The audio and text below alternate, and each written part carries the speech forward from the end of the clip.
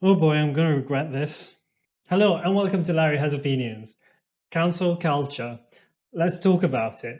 There's this very interesting tag started by Gunpowder Fiction and Plot that's been going around a little bit. And Bob the Bookerer kindly tagged me to complete it. So let's do this today. Although I'm not going to stick to the questions, I think I'm just going to freestyle it a little bit, but let's just start. So one of the questions in the tag is, what is cancel slash call out culture? And that, in my mind, is already a pretty loaded question because it equates cancel and call out, and that's not necessarily the same thing. Anyway, I appreciate that the question is there because it's not always that straightforward to define, even though it's one of those things that, even though it might be tricky to exactly describe what it is, when you see it, you kind of know it, if it makes sense.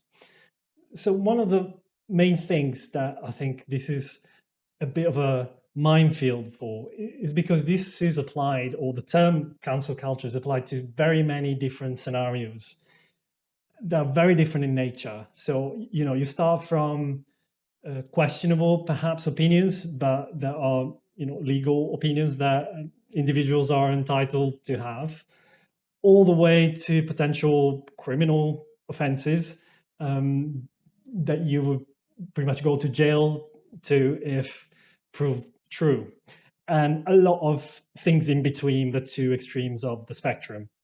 And cancel culture often gets applied to all of this as if it's all the same thing. And clearly it's not. So if we really need to try and define it, I would say it's a phenomenon where people express disagreement and intolerance towards certain opinions and actions. And again, this is so broad that it's difficult to say, oh, it's a good thing or it's a bad thing, because when it encompasses such a broad variety of ways in which this can be expressed, some I agree with and some I strongly disagree with. So if I was to be asked, like in very general terms, do you think cancel culture is positive or negative? I would say overall it's negative. It's a bad thing. It's justice by mob. It's nothing new. We've seen it in history, several times before. In the Middle Ages, you had people going out with pitchforks, and even in more recent times, the McCarthy era, or there's always been that sort of witch hunt for people who held certain opinions or committed certain acts. And that's not because necessarily I agree with these acts or these opinions. It's just because the way we're going about condemning these acts is a way I pretty much disagree with. So the milder end of the spectrum of this cancel culture, I support and I agree with. So the more call out end of this phenomenon, I think is a good thing. If somebody comes out on social media or on television or wherever and says something, upsetting or racist or whatever it is, it should be called out. It should, we should be free to express disagreement, and we should be free to say that that's a harmful opinion or something that you should probably try and control before you say it in public. That said, the majority of this cancel culture phenomenon is something I am very much against, because it's often expressed in very aggressive ways and intolerant ways that are not conducive to anything positive. So again, here I want to distinguish between legal opinions and illegal actions, or potentially illegal actions. So I'm going to start from the illegal actions end of the spectrum.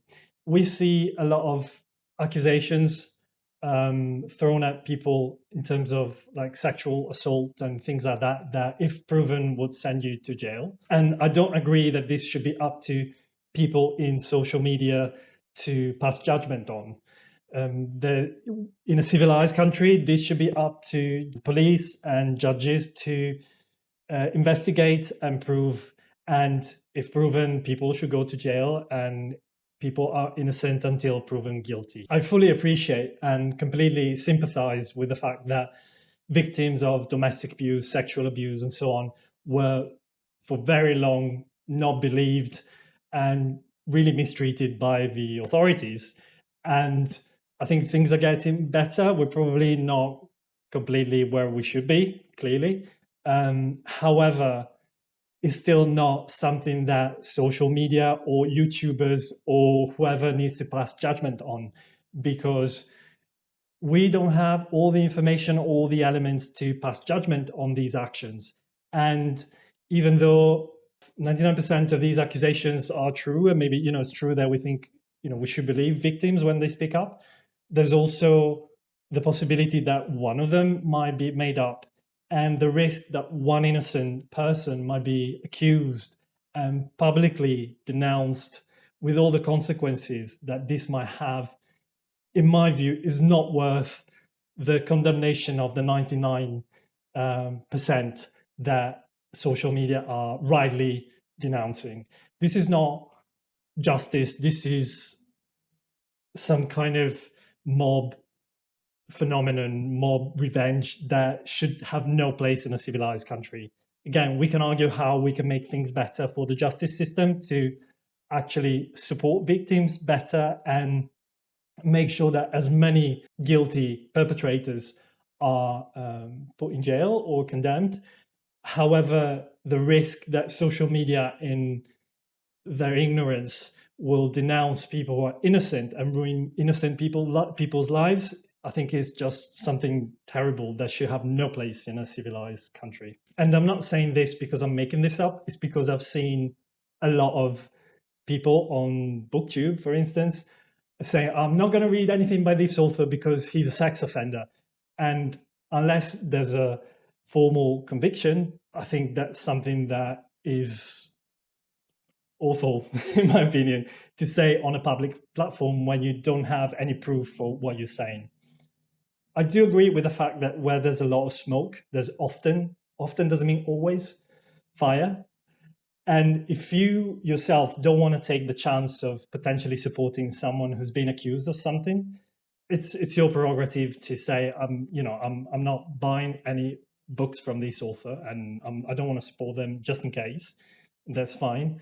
That's very different from going on your channel, even if it's a small channel, on your social media and saying this person is a sex offender.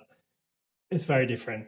And it's something that really churns my stomach and I really dislike. When it comes to the other side of the spectrum of things that prompt this cancel culture, so the opinion side of things, again, I think cancel culture, so-called cancel culture, so this aggressive, very intolerant attitude towards these opinions is very negative as well. This is not necessarily because I agree with some of these opinions, is just because the way we go about doing this is not conducive to anything positive.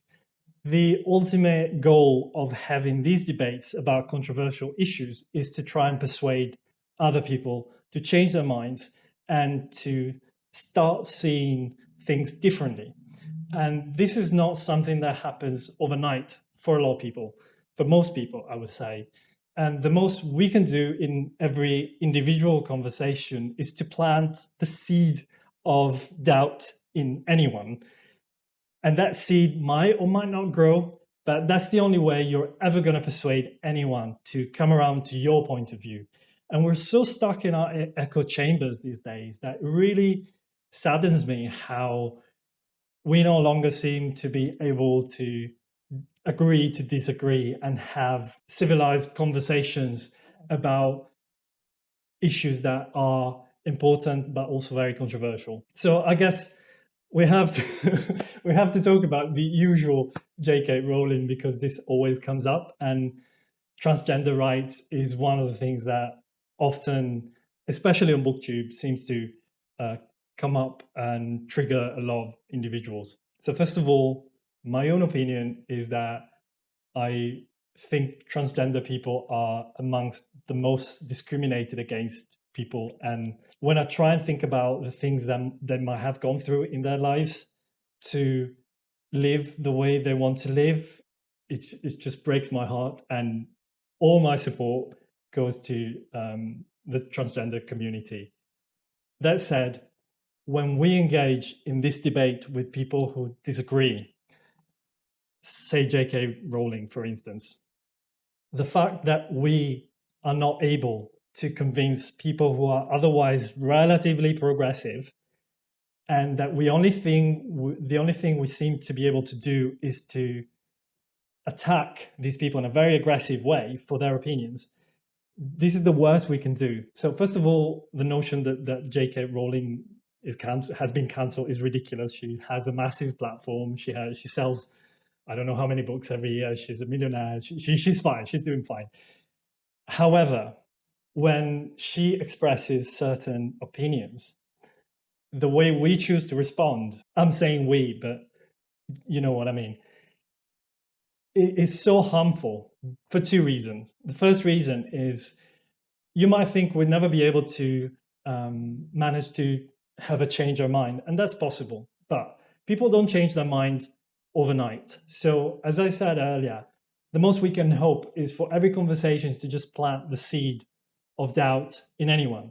So if we choose to attack instead of engaging in a more constructive way, trying to understand where other people are coming from and why they're espousing these opinions, they're never going to change their mind, ever. If all you do is to try and attack them for their opinions, they're just going to retrench it and get even more stuck in their ways.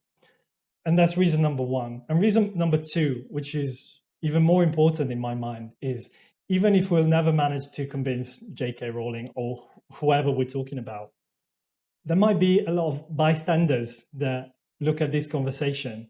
And believe it or not, outside our echo chamber on Booktube, most people on the street don't think about transgender rights, don't care about transgender rights either way, don't necessarily have a strong opinion on transgender rights. But if someone who's, has a mild liking or even like a strong liking towards J.K. Rowling because they've read their books or whatever, and has never really thought about transgender rights, and the first thing that they see is this tweet by J.K. Rowling or whoever is espousing these opinions, and that might start to get them think, oh, what do I think about this issue? If all the response this person sees to this tweet is someone being really aggressive, they're going to take J.K. Rowling's side just because. If we can manage to have a more reasoned argument, we can hope to have these other people who have never thought about this issue to take a more reasoned stance and maybe question their own opinions and kind of try and see both sides at least.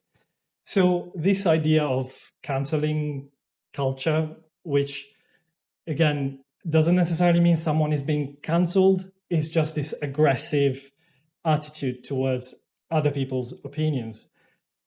I think it's just harmful. It's not going to change anybody's minds, and it's going to entrench people in their ways and in their opinions more and more.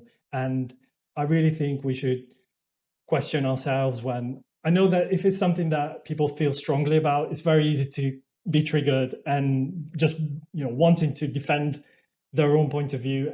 I understand that, but I really think we should try and control ourselves and have a more reasoned debate and engage more constructively with people we disagree with. We can't have discussions with people we agree with because we already agree with them.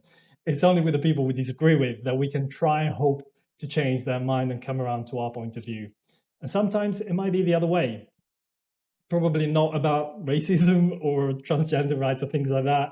I'm pretty sure I will never change my stance on that, for instance, but on other political issues, people change their mind. So again, the fact that we are so stuck in our echo chambers, and I so often see people who read, especially when it comes to nonfiction, things that they really agree with.